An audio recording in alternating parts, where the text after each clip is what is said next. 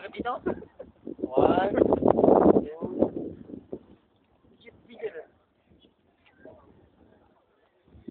Dito kami sa Al-Suda, the highest peak in Saudi Arabia. Dito kami ng bundok.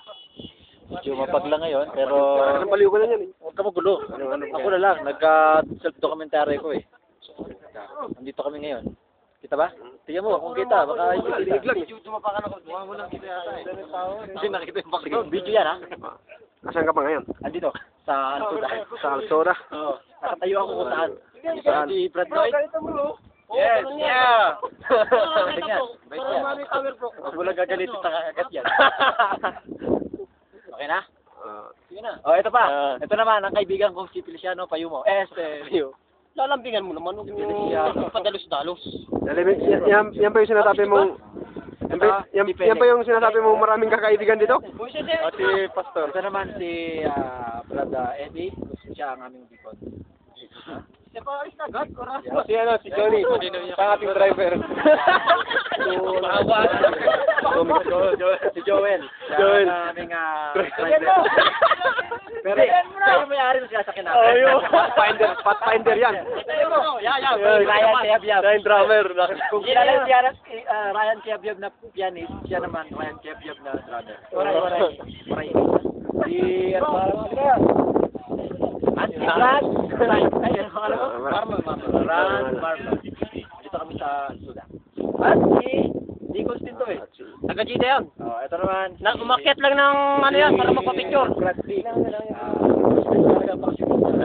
Umakyat lang yan para makakasama ko pag-picture. Ulit namin pagpakuha sa kanya kasi 1 week na lang siya dito sa Hawakan bro. Ikaw na. Now! The final touch. Wag kilalanin yung maigi ang pagmumukha nito, ha? At sa airport pa lang, abangan nyo na ho. Abangan nyo na. Close up. May dala pa ako buba. Sigurado ho yan, abangan nyo na.